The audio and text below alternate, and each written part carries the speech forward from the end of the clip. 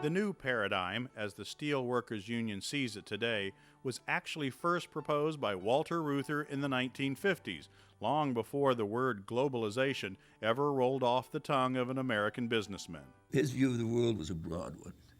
And when he said, you cannot make progress at the expense of the community, you can only make progress with the community, he meant the community of the whole world. And he was an internationalist, pure and simple.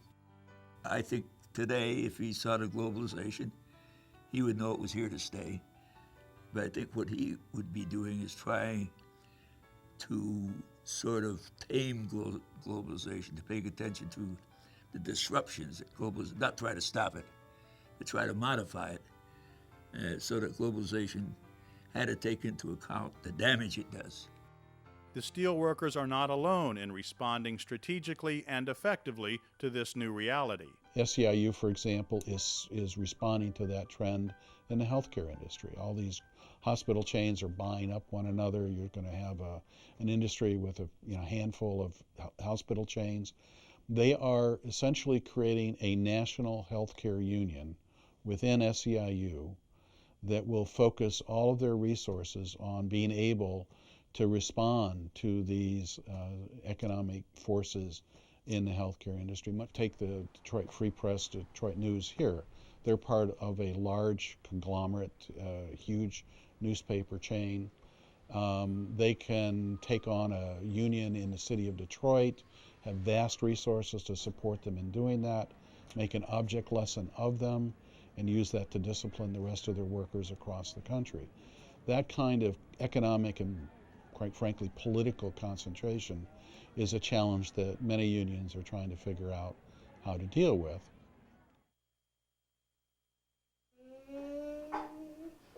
Today, all unions face one overriding issue that has shaken both labor and management.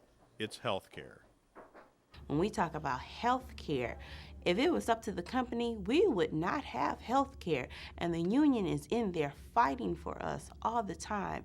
And just because we don't see it, people think the unions aren't doing anything about it, but they are. In autos alone, health care costs have risen so much that they now account for $1,500 of every car sold in America. But that's not the case in other countries. The U.S. is the only industrialized nation without some sort of universal health coverage. In no other industrial country in the world, the unions have the burden of bargaining for health care when contracts expire like we do. In fact, one of the great ironies is, if you just look across the river at Canada, and they negotiate with Ford, GM, and Chrysler, it's not even on the bargaining table. Not even there because of the national health care system of Canada, as it is in Germany, as it is in France, as it is in Great Britain. Healthcare, probably again for at least a decade, has been the biggest question at the bargaining table for, I would say, every union. The company's been very, very slow in getting there. They should have been there years ago, not out of sheer desperation. I think they're more amenable. In fact, they've made a couple of positive statements in terms of having some form of national health care, because they can't handle it as we can't. One example of how the new ballgame is playing out can be seen in how unions are dealing with the issue. A group of 8 unions at Michigan State University, representing 6,000 employees, got together in the early 1990s to figure out what could be done about rising health care costs. Wayne Cass, business agent of Local 527 of the operating engineers, was at the center of the effort. The employer on healthcare and other issues would typically go through that rotation and pick a union that it thought it could get a particular concession on, and then it would, in kind of pattern bargaining, try to get the other unions to do that. So they got one of the unions to agree to a significant healthcare cost concession. And the rest of the unions said, we know that's coming at us, and that's not acceptable. So we need to find a way to get out of this historical cycle of whipsawing, you might call it. So we began to talk to each other very earnestly about how are we going to do that. And the idea got floated that Um, if they were going to take us on one-on-one, the only thing we could do would be to come together so that we were all together, and they couldn't do that. Next, they began looking at what was driving the cost of insurance so high. The healthcare industry was coming to the university and saying, we're going up at the rate of 18, 20%, 14% per year, and here, Mr. Employer, here's how you solve that problem for your budget. You have your employees pay for it. Although they were the consumers of health care, Cass and others realized they had no say in how those costs were being determined or billed to the university. By the time the consumer gets to the table in a negotiation, like us as unionized employees, the only thing we're negotiating over is whether we're going to pay 20% of something. We had no idea how it was built or anything. The unions told the university that as the purchaser, MSU needed to be more aggressive. Plus, the unions wanted a seat at the bargaining table with the insurers, and they had a suggestion. If we can reduce the cost by close to the 20% that you want to shift to us, if we can reduce what's spent, then we feel we all have an obligation to do that before we just accept that what we have is what we have, we can't do anything about it, and let's just fight over who's going to pay for it. MSU President Peter McPherson agreed, and the unions and MSU began forming a joint management labor committee. What that gave us the ability to do was, rather than sit around in what you would call a traditional bargaining sense, where I would make a proposal and you would decide, and then you would make a proposal and I would decide, we were able to sit down around the table and have conversations like, what if we did this?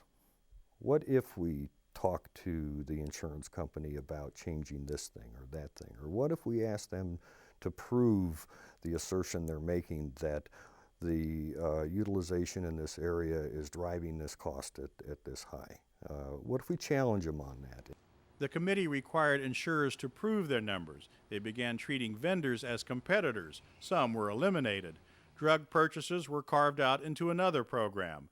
Costs started declining without a loss of benefits, and soon MSU was seeing huge savings. The end result of all of that, and then the following year going to self-insured with one of the health providers, resulted over a 3-year period of a savings in excess of about $30 million. For Cass, the way in which healthcare was dealt with at MSU is very much at the heart of the future of labor unions. And I've been arguing for 10 years to anyone who will listen that the future of the preservation of the employer healthcare delivery system really rests on the unions, their ability to do that, and the employer's willingness to step up to the plate, bring those resources to the table, and be aggressive purchasers in the marketplace. You have to find people that you have to partner with, coalitions that you have to form, not just management. But unions understand the fact that they have to reach out to community groups. Unions understand the fact that they have to make associations with third parties they've never dealt with before. And I think in many ways, that's very important. These days, the notion of unions and their members as consumers is taking other forms. I think one of the issues that will come to be an organizing issue sooner rather than later crystallizes a lot of this, and that is the issue of personal debt. The way we are controlled, for lack of a better way to put it, as workers today has as much to do with the size of our mortgage and the size of our Visa and our MasterCard bill as it does with whether our foreman when we go to work is a jerk. We are entangled and encumbered and obligated and scared by things that can happen to us if our debt gets too big, our income gets too small. We have multiple wage earner families. That's how we get all the stuff that defines being middle class or working class today. But it's a very fragile relationship. The principle of a union, after all, the basic core solidarity principle, is that I'm not alone. if I have a fight with Ford, or in this case, if I have a fight with MasterCard, there are others who are in the same situation that I'm in, and by banding together, we can increase our ability to protect us all as a group. It's the volume. So, is there a future for unions? Will they become as powerful as they once were? No, I think they're going to rebound, and I think there's specific signs of that. Both the House and the Senate have passed, legislation that give the workers a right we always thought we had, the basic right to organize by card checks. If you'd asked me 4 or 5 years ago, is this a possibility? I said, no, it's not a political possibility. Nevertheless, it happened. Unions and companies recognize that the forces that work in the economic world today are such that those kind of partnerships are essential, and they have to be reestablished and really pushed to a new degree in a new direction for the future. There's a new approach now in all fact, and it is, I suppose it goes to the point that you have more in common than you do in controversy. And I think you have to concentrate on those things you have in common. And I think the whole labor movement has arrived at that point to accept that fact. And it is a fact. And so that doesn't mean there won't be strikes, there won't be conflicts, there always will be. But I think many fewer than there used to be in effect. Let's face it, labor built this country. It belongs to us, and we just want our fair share. It's very important for unions in today's environment to understand the fact that they have to be multicultural in their approach. It's very good for unions to understand the fact that they can't be exclusively male or majority male, that women have to be included in the labor movement for it to become a movement again. So I think all of those trends, forced by necessity, but the end result is it will create a different labor movement than it was in 1970. I believe that unions are going to get stronger. I am trying to reach out to first-timers to show them how important it is to be in a union. I am on the floor in my plant almost every day, and every time somebody says something negative about the union, I remind them that the union is not the president, vice president, committee person bargaining. The union is the people on the floor. And the stronger the people on the floor are, the stronger the union is.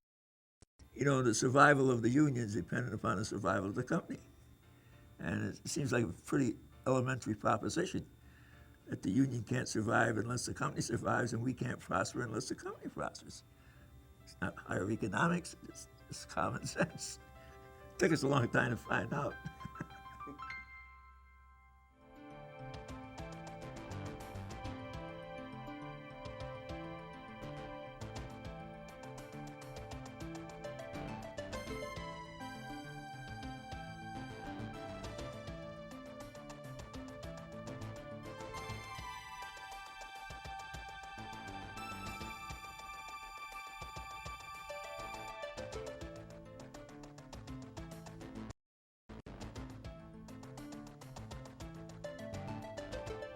Videotape copies of this program are available for $25. Send your check or money order made payable to Michigan at Risk in care of WKAR-TV, Michigan State University, East Lansing, Michigan 48824-1212. Michigan at Risk is produced by WKAR for the Michigan Association of Public Broadcasters.